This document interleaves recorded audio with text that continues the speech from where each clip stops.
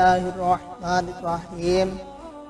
तमाम सुनने और देखने वालों को अस्सलामु अलैकुम वरहमतुल्लाहि वबरकातुहू। आप देख रहे हैं शानी वॉइस यूट्यूब चैनल। कुछ लोगों का ख्याल है कि यजीद मासूम और मजलूम था, इसका कत्ल हुसैन में कोई हाथ नहीं था। यह सब शिमर और इब्ने ज़याद का किया दरा था। कुछ लोग ये भी समझते हैं कि यजीद ने मरने से पहले तौबा कर ली थी, मगर ये बात कतई मुमकिन नहीं है कि जिसने करबला के अंदर अहले बैत और आले रसूल पर जुल्म जबर के पहाड़ तोड़े, ना सिर्फ करबला के अंदर, करबला के बाहर कूफे की गलियों में, शाम के दरबार में उसने अहले बैत पर जुल्म जबर किए। ना सिर्फ ये जुल्म जबर कूफे और शाम तक महदूद रहे, ये जुल्म जबर मदीना और मक्का तक गए। इसने लोगों का समाजी और माशी हक छीन लिया। जब मदीने के लोगों ने अपने हक खुद अरादियत के लिए आवाज़ बुलंद की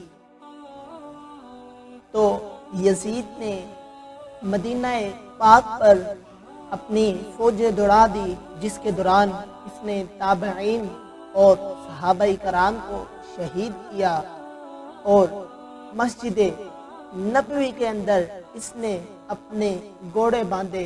जिस मिंबर पर बैठ के नबी मुकर्रम सल्लल्लाहु अलैहि वसल्लम खुतबा दिया करते थे, उस मिंबर के साथ इसने अपने घोड़े बांधे और घोड़ों ने वहाँ अपनी गलाजत भी फेंकी। ये जुल्म जबर इसने अहले मदीना पर किए और मदीना पाक में 3 दिन अजान नमाज को मुअत्तल कर दिया गया। जब अहले मक्का ने आवाज़ बुलंद की तो इसने अहले मक्का पर अपनी फौजें दौड़ा दी और खाना काबा की हुर्मत को पमाल किया। मंजीक के जरिए इसने खाना काबा के ऊपर तीरों की बरसात की और आग के शोले फेंके, जिससे खाना काबा का गुलाब भी जल गया। ना सिर्फ गुलाब जला बल्कि बहुत सारा खाना काबा का हिस्सा भी जल गया। इसी के दौरान यजीद अपनी फौज को कंट्रोल कर रहा था। अगर कोई इसका सिपा सलार मरता तो ये दूसरे को उसकी जगह सिपा सलार बनाता। ये सब कुछ यजीद पीछे बैठा कंट्रोल कर रहा था। इसी दौरान इसको एक दर्दनाक बीमारी लाहक हुई और उसी के साथ इसकी मौत वाक़या हुई। ये कैसे हो सकता है जो ये खाना काबा की हुर्मत को पमाल कर रहा हो और इसी दौरान इसको मौत लाहक हो गई हो?